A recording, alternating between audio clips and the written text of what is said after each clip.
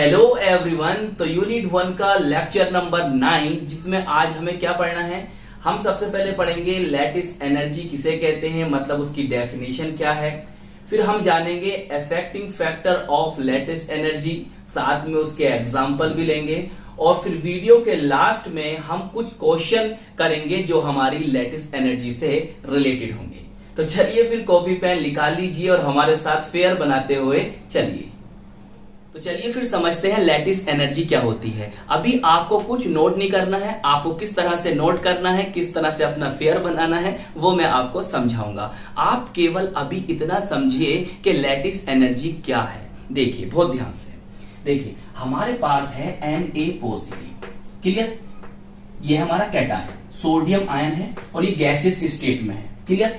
हमारे पास है Cl negative, जो कि कौन है, एक एनायन है और कैसी स्टेट में है, गैसियस स्टेट में है। तो कैटायन और एनायन का क्या हुआ, आपस में कंबाइन हुआ। जब दोनों आपस में सर कंबाइन हुए तो इन्होंने किसका फॉर्मेशन करा, सोडियम क्लोराइड का, और ये कैसी स्टेट में, सॉलिड स्टेट में। तो अब जरा बात को समझो, कितने मोल बने, इसका सर 1 मोल बना। तो हम क्या कहेंगे, हम कहेंगे कैटायन और एनायन, कैटायन और एनायन के कंबाइन होने से एक मोल आयनिक सॉलिड के बनने में, 1 मोल आयनिक क्रिस्टल के बनने में जो एनर्जी रिलीज होती है, उस एनर्जी को हम कहते हैं लैटिस एनर्जी। मतलब सर ये हमारा कैटायन था, ये हमारा एनायन था, दोनों ही गैसेस स्टेट में थे और ये कंबाइन हुए और इन कंबाइन होने से 1 मोल आयनिक क्रिस्टल बना, 1 मोल आयनिक सॉलिड बना। यहां पर हमारा 1 मोल सोडियम क्लोराइड बना, जो कि एक आयनिक सॉलिड है। इसके बनने में जो एनर्जी रिलीज हुई और हम उसी एनर्जी को कहते हैं लैटिस एनर्जी। बताओ समझ में आ गई। अच्छा सर और बातें जानो, यहां पर एनर्जी क्या हुई है, रिलीज हुई है। तो अगर हम डेल्टा एच की बात करें और हम बात कर रहे हैं लैटिस एनर्जी की, Le की, देखो कुछ किताबों में लैटिस एनर्जी को जो डिनोट करते हैं ना, वो यू से करते हैं, कैपिटल यू, ये मिल सकता है। तो मैं यहां लिख रहा हूं क्या, लैटिस एनर्जी, शॉर्ट में Le। तो देखिए यहां पर एनर्जी क्या हुई, रिलीज हुई, तो इसकी जो वैल्यू आएगी वो नेगेटिव होगी। ये बात याद रखोगे। इसका मतलब क्या हुआ सर, देखो इसका मतलब ये हुआ क्योंकि इस रिएक्शन में एनर्जी हुई है रिलीज, तो ये रिएक्शन आपकी कौन है, एक्सोथर्मिक रिएक्शन है।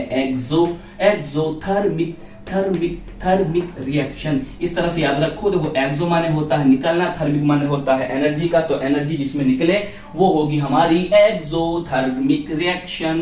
तो ये हमारी एक्सोथर्मिक रिएक्शन हुई। अब देखो सिक्के का दूसरा पहलू, वो क्या सर, देखिए अब उठा के लाओ यहां पर किसको, NaCl को। अभी कुछ नोट मत करो, टेंशन मत लो, किस तरह से आपको बनानी है फेयर मैं बताऊंगा।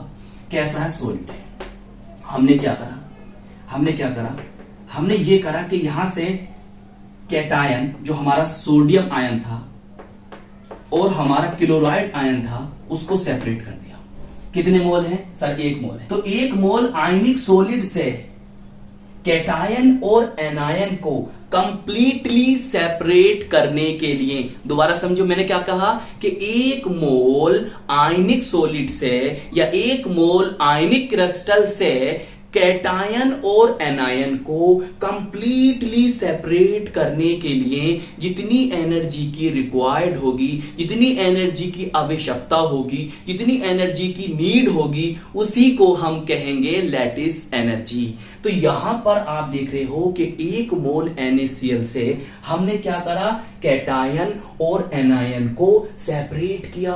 तो सेपरेट करने में जो एनर्जी की हमें आवश्यकता हुई उसको कहते हैं लैटिस एनर्जी। तो क्या हुआ सर, यहां पर डेल्टा एच का मान अगर हम देखें, हम बात कर रहे हैं लैटिस एनर्जी की, तो यहां पॉजिटिव होगा। पॉजिटिव क्यों होगा, अरे क्योंकि आपने एनर्जी को लिया है, एनर्जी को एब्जॉर्ब किया है। तो इसका मतलब यह हुआ कि सर जिन रिएक्शन में एनर्जी एब्जॉर्ब होती है, जिन रिएक्शन में एनर्जी की आवश्यकता होती है, उन रिएक्शन को हम कहते हैं एंडोथर्मिक रिएक्शन। तो ये कौन सी रिएक्शन हुई, एंडोथर्मिक। तो देखो भैया, चाहे ऐसे बोलो चाहे ऐसे बोलो, एक बार और समझ लो, कैटायन और एनायन मिले तो हमारा आयनिक सॉलिड बना और उससे एनर्जी रिलीज हुई, लैटिस एनर्जी। यहां पर 1 मोल आपके पास आयनिक क्रिस्टल है, उसको कैटायन और एनायन में सेपरेट करने के लिए जो एनर्जी की आवश्यकता हुई, लैटिस एनर्जी। तो देखो दोनों डेफिनेशन आपको लिखनी है, ये वाली भी और ये वाली भी। बताओ इतनी बात को समझ में आ गई?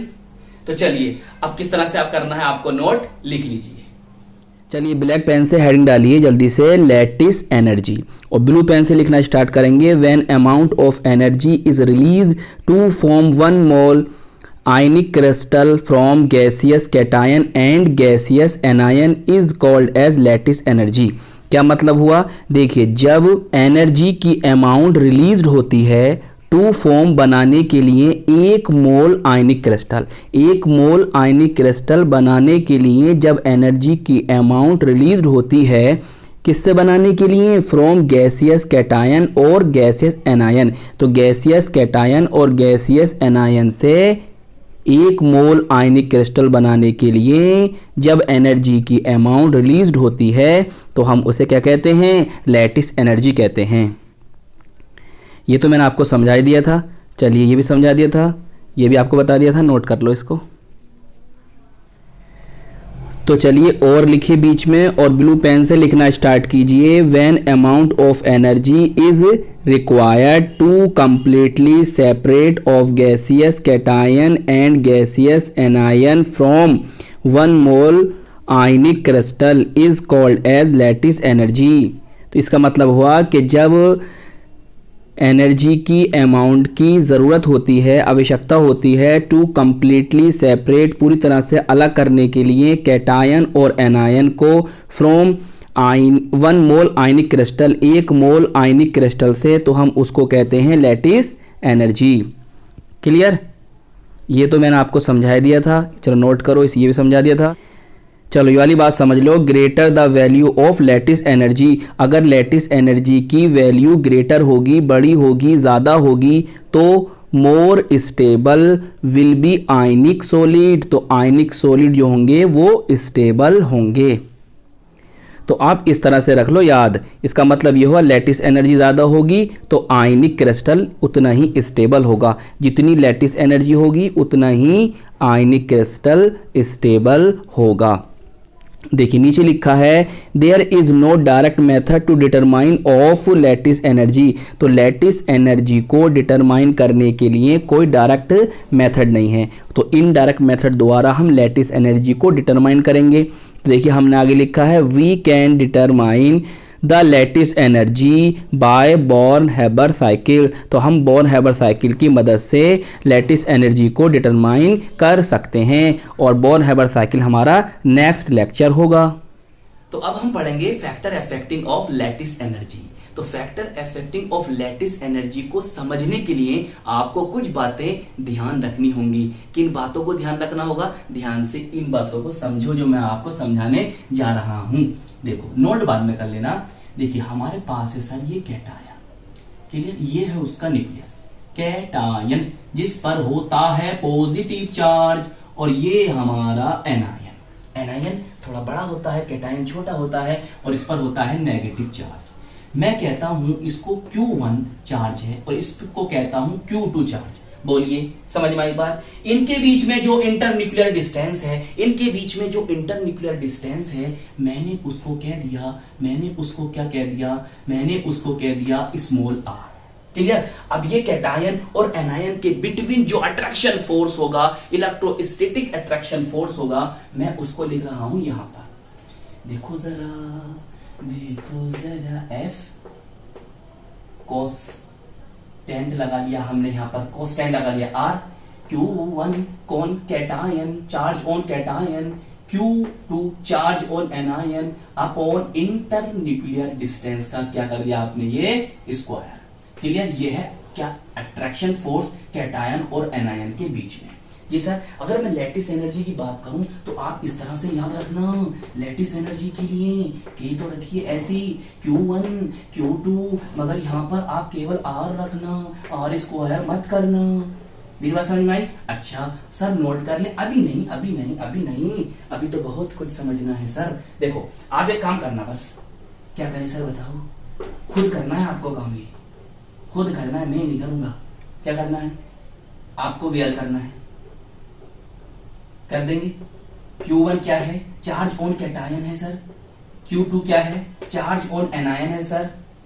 और R क्या है सर? इंटरन्यूक्लियर डिस्टेंस है बिटवीन कैटायन और एनायन। K क्या है सर? कांस्टेंट है। Le क्या है? लैटिस एनर्जी है। F क्या है? फोर्स है, अट्रैक्शन फोर्स है बिटवीन कैटायन और एनायन, जिसे कहते हैं इलेक्ट्रोस्टैटिक अट्रैक्शन फोर्स। तो ये बातें आपको यहाँ पर लिख देनी है। Q1 क्या है, Q2 क्या है, R क्या है, Le क्या है, K क्या है और F क्या है। खुद करना है, मैं लिख देता हूं, कहीं भूल जाओ आप। ट्राई क्या कर दिया? ट्राई करना है आपको। क्लियर? चलिए मैं क्या समझा रहा हूं, समझने जा रहे हैं क्या? Factor affecting of lattice energy. देखिए दो फैक्टर है। कैसे फैक्टर है? देखो ये क्या है? Force, attraction force. कैटायन और एनायन के बीच में जितना फोर्स, अट्रैक्शन फोर्स होगा, कैटायन और एनायन के बीच में जितना अट्रैक्शन फोर्स होगा उतनी ही एनर्जी रिलीज होगी। जितनी एनर्जी रिलीज होगी उतनी ही ज्यादा लैटिस एनर्जी होगी, और जितनी ज्यादा लैटिस एनर्जी होगी वो कंपाउंड उतना ही ज्यादा स्टेबल होगा। क्या कहा सर आपने? मैंने कहा कि अट्रैक्शन फोर्स ज्यादा है तो लैटिस एनर्जी भी ज्यादा है, और लैटिस एनर्जी ज्यादा है तो कंपाउंड कौन होगा सर? स्टेबल होगा। तो कुल मिलाकर हमें करना है कैटायन और एनायन के बीच में अट्रैक्शन फोर्स को ज्यादा। कैटायन और एनायन के बीच में अट्रैक्शन फोर्स ज्यादा करना है तो कैसे करेंगे? देखो फोर्स जो है, क्लियर? चलो ये वाली बात करते हैं। जो लैटिस एनर्जी है, चाहे वाली बात करो, बात एक ही है। फोर्स ज्यादा तो लैटिस एनर्जी ज्यादा। तो ये ले लूं, मैं ये ले लूं, बात तो सर एक ही है ना। अरे सर एनर्जी फोर्स अलग अलग होते हैं, वो बात सही है, मगर यहां बात एक है ना। Lattice energy, lattice energy, lattice energy क्या होगी सर? क्या होगी? क्या होगी? Proportional, proportional charge, charge, charge, charge on ion. कहने का मतलब यह है कि एनायन पर, मतलब आयन पर, कैटायन पर या एनायन पर चार्ज जितना ज्यादा होगा उतनी ही ज्यादा लैटिस एनर्जी होगी, उतनी ही ज्यादा उनके बीच में अट्रैक्शन फोर्स होगा, उतना ही कम उनके बीच में इंटरन्यूक्लियर डिस्टेंस कम होगी। अरे देखो भाई, इंटरन्यूक्लियर डिस्टेंस कम होगी, एक कैटायन ये एक कैटायन के, इनके बीच में जितनी दूरियां कम होंगी उतना अट्रैक्शन ज्यादा होगा, जितना अट्रैक्शन ज्यादा होगा उतनी ही लैटिस एनर्जी ज्यादा होगी। लैटिस एनर्जी ज्यादा होगी, वो कंपाउंड उतना ही स्टेबल होगा, उसके मेल्टिंग पॉइंट, बॉइलिंग पॉइंट उतने ही ज्यादा होंगे। बात समझ में आ गई? पहली बात तो आपको ये रखनी है।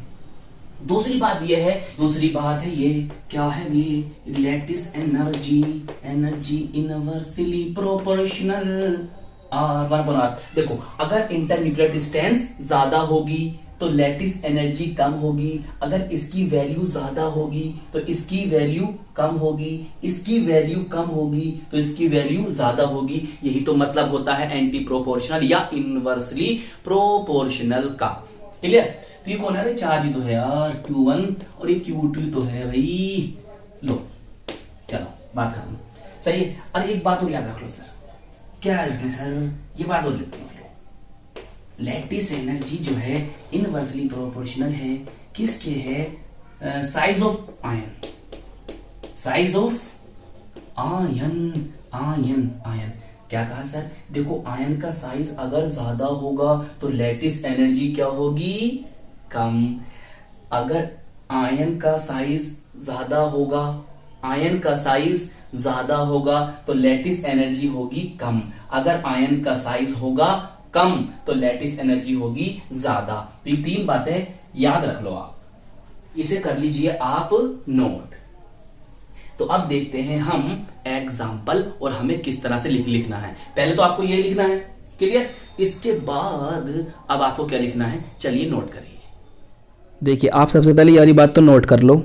क्या लिखी है? Charge is dominant factor that size. इसका मतलब ये है कि देखिए जब हम कंपेयर करेंगे ना दो कंपाउंड में, किसकी लैटिस एनर्जी ज़्यादा है किसकी कम है, तो आपको सबसे पहले चार्ज पर ध्यान रखना है और उसके बाद साइज देखना है। क्लियर? पहले चार्ज फिर साइज। चलो आगे चलो।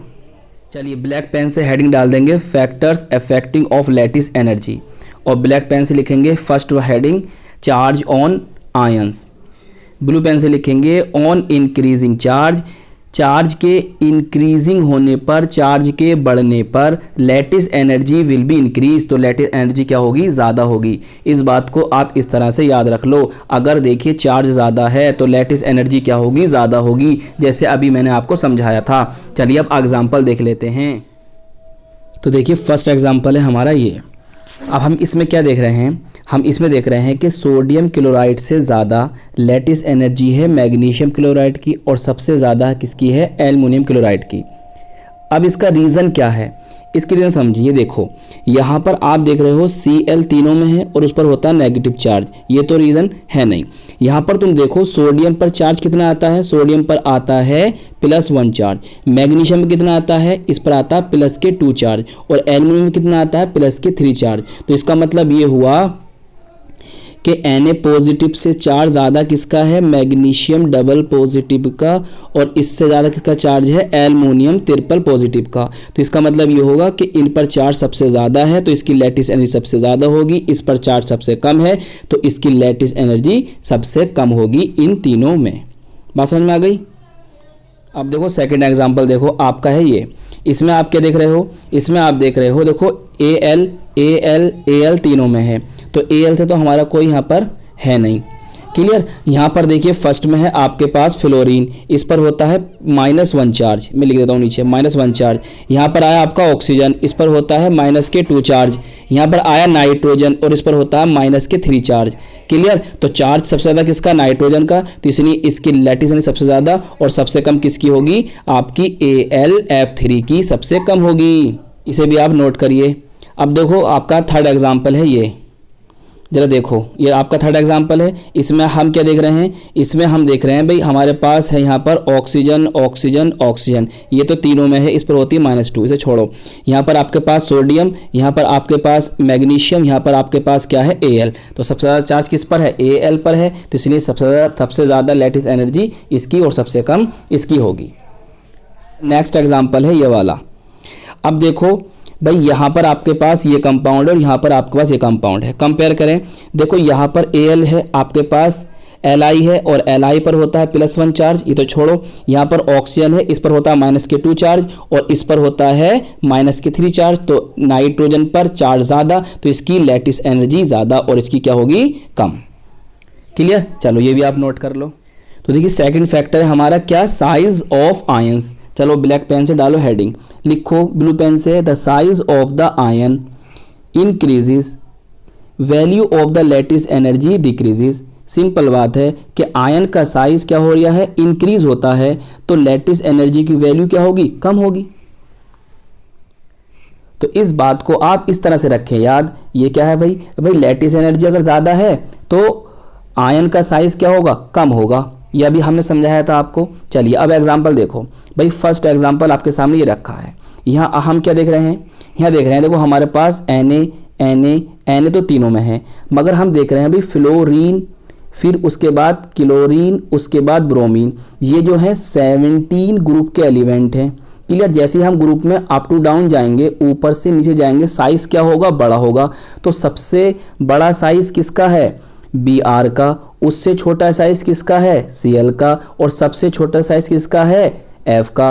तो आपको क्या बताना है, आपको बताना है लैटिस एनर्जी का ऑर्डर। तो हम जानते हैं जिसका साइज सबसे कम होगा उसकी लैटिस एनर्जी सबसे ज़्यादा होगी। तो बस बता दो, तो ये सबसे ज़्यादा इसकी होगी और सबसे कम NaBr की होगी। चलिए तो देखिए नेक्स्ट एग्जाम्पल है हमारा ये। इसमें क्या देख रहे हैं हम, हमारे पास है NaCl और यहाँ है CsCl। यहाँ पर Cl तो कॉमन है। यहाँ पर हम देख रहे हैं हमारे पास है Na सोडियम और यहाँ पर है सीजियम, और दोनों ही हैं फर्स्ट ए ग्रुप के।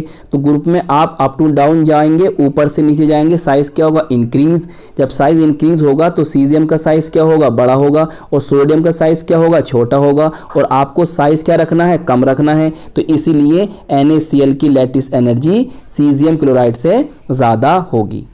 अब देखिए जो हमारा नेक्स्ट एग्जाम्पल है, जरा बहुत ध्यान समझेंगे। देखिए मैंने यहाँ पर क्या लिखा है इनके बारे में। देखो इंटर न्यूक्लियर डिस्टेंस की बात करें तो सोडियम क्लोराइड की आप देख रहे हो 281 पिकोमीटर है, और बेरियम ऑक्साइड BaO की है कितनी, 277 पिकोमीटर। तो इंटर न्यूक्लियर डिस्टेंस तो लगभग क्या है, दोनों की करीब करीब ही है। पास पास ही है एक दूसरे के। अब देखिए, अब इस बात को ध्यान समझो भाई, ये है आपके पास Ba और Ba पे चार्ज होता है प्लस के 2 और ये है आपके पास कौन Na और Na पे चार्ज होता है प्लस के 1। तो चार्ज का इन दोनों में हिसाब करें तो हमारा जो होता है Ba डबल पॉजिटिव जीतेगा। अगर हम बात करें ऑक्सीजन और बात करें आपके पास जो एनायन है Cl की, भाई ऑक्सीजन पर होता है माइनस के 2 चार्ज और Cl पर होता है माइनस के 1 चार्ज। तो कुल मिलाकर हम क्या देख रहे हैं, हम ये देख रहे हैं कि जो हमारा BaO है उस पर चार्ज ज़्यादा है जबकि NaCl पर जो है हमारा चार्ज कम है। तो इसीलिए BaO की लैटिस एनर्जी NaCl से ज़्यादा होगी। तो मैंने आपको बताया था कि चार्ज और अगर डिस्टेंस आ जाए, चार्ज और डिस्टेंस आ जाए तो हमें चार्ज को देखना है, चार्ज पर फोकस करना है।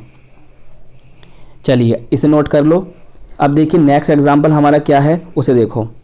भाई हमारा है नेक्स्ट एग्जांपल ये वाला। इसमें हम क्या देख रहे हैं, हमारे पास है NaF और यहाँ है हमारे पास MgCl2। देखिए हमारे पास जो सोडियम है उस पर चार्ज है भाई प्लस के 1, हमारे पास जो मैग्नीशियम है उस पर चार्ज है प्लस के 2। क्लियर, तो मैग्नीशियम जीतेगा। यहाँ पर देखिए F नेगेटिव, F पर -1 चार्ज है और यहाँ पर क्लोरीन पर -1 चार्ज है। इन दोनों में अगर हम देखें तो फ्लोराइड का जो साइज होता है वो क्लोराइड से कम होता है, तो यहाँ कौन जीतेगा, फ्लोराइड आयन जीतेगा। मगर हमें आपको क्या बताया कि अगर साइज और चार्ज आ जाएं तो हमें देखना किसको है, चार्ज को देखना है। तो इसलिए अगर हम देखें MgCl2 तो इसमें जो है चार्ज ज़्यादा है जबकि NaF में चार्ज क्या है, कम है, क्योंकि यहाँ पर मैग्नीशियम पर प्लस के 2 चार्ज हैं जबकि सोडियम पर प्लस के 1 चार्ज हैं। तो हमें साइज से ज़्यादा किस बात को देखना है, चार्ज को देखना है। चलिए इसे भी आप नोट करो। अब देखिए कुछ क्वेश्चन लिखे हुए हैं यहाँ पर, हमें यहाँ क्या करना है, हमें यहाँ जो लिखना है वो लैटिस एनर्जी का इंक्रीजिंग ऑर्डर लिखना है। हमें क्या क्या दे रखा है, हमें दे रखा है LIF, KBr और MgO। तो देखिए अब हम कैसे लिखेंगे, देखो भाई इसमें अगर हम देखें तो सबसे ज़्यादा चार्ज किस पर है, Mg डबल पॉजिटिव पर प्लस के 2 चार्ज है। और अगर हम एनायन की बात करें तो ऑक्सीजन पर -2 चार्ज है। तो यहाँ सबसे ज़्यादा चार्ज किस पर, MgO पर। तो सबसे ज़्यादा लैटिस एनर्जी तो होगी किसकी, MgO की। अब बचे हमारे पास LIF और KBr। देखें देखो Li पर, अब देखो Li पर तो भाई प्लस के 1 चार्ज होते हैं और पोटेशियम पर भी क्या होता है, प्लस का 1 चार्ज होता है। लेकिन Li का जो है साइज छोटा होता है और K पॉजिटिव का साइज क्या होता है, बड़ा होता है। चलिए अब देखिए यहाँ पर हमारे पास जो है Li के साथ वो F नेगेटिव है, मतलब फ्लोराइड है, और यहाँ पर कौन है आपके पास,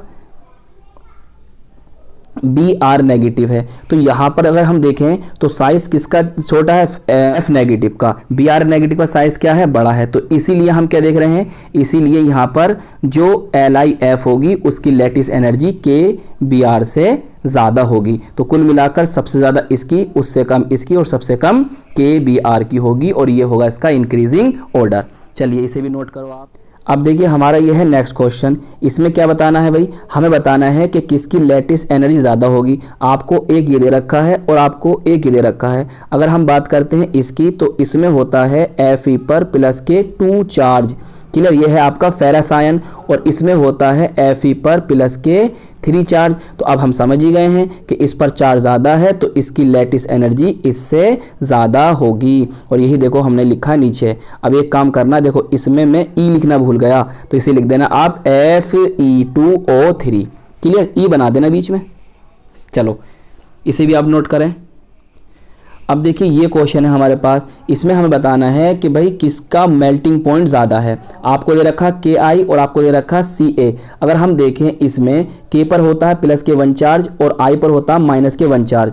यहाँ पर अगर हम देखें कैल्शियम पर होता है प्लस के 2 चार्ज और ऑक्सीजन पर होता है माइनस के 2 चार्ज। तो यहाँ चार्ज ज़्यादा है तो इसीलिए CaO का मेल्टिंग पॉइंट Ki से ज़्यादा होगा, क्योंकि CaO कैल्शियम ऑक्साइड की लैटिस एनर्जी पोटेशियम आयोडाइड से ज़्यादा होगी। चलिए नोट करो। अब देखिए ये वाला है, इसमें क्या करना है, हमें मेल्टिंग पॉइंट का इंक्रीजिंग ऑर्डर लिखना है और हमें दे रखे हैं कंपाउंड ये। क्लियर, अब जरा ध्यान समझो भाई, देखो BA सब में कॉमन है, मगर यहाँ पर कौन है आपके पास, यहाँ पर आपको 17 ग्रुप है। तो यहाँ पर 17 ग्रुप देख रहे हो आप भाई, क्या क्या देख रहे हो यहाँ पर, जरा मैं रफ कर देता हूँ पहले। क्या क्या आप देख रहे हो यहाँ पर, जरा देखो यहाँ पर आप देख रहे हो उसके बाद देख रहे हो Cl, आप देख रहे हो Br, और ये आपके सब हेलोजन हैं। क्लियर। और इन पर सब पे क्या है, -1 चार्ज है। क्लियर, ये भी हम जानते हैं। अगर हम जैसे ही ग्रुप में अप टू डाउन जा रहे हैं, ऊपर से नीचे जा रहे हैं, टॉप टू बॉटम जाएंगे, तो साइज़ क्या होगा, बढ़ेगा। तो हमें क्या चाहिए, साइज़ कम चाहिए। साइज़ अगर कम होगा आयन का तो लैटिस एनर्जी क्या होगी, ज़्यादा होगी। तो सबसे कम साइज़ किसका होगा, इसका होगा। और सबसे ज़्यादा साइज़ किसका होगा, इसका होगा। इसीलिए सबसे ज़्यादा लैटिस एनर्जी किस वाले कंपाउंड की होगी, जिसमें F होगा। और सबसे कम लैटिस एनर्जी किसकी होगी, उसकी जिसमें I होगा। तो बस आप देख लो ये ऑर्डर। क्लियर। तो सबसे कम इसकी है, फिर इसकी उससे ज़्यादा, फिर इसकी उससे ज़्यादा, और सबसे ज़्यादा किसकी है, BaF2 की। क्लियर। तो ये थे हमारे क्वेश्चन।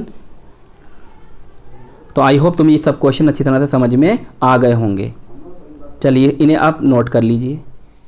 तो ये था हमारा lecture number 9 unit 1 molecular polarity and weak chemical forces का लेक्चर नंबर था 9।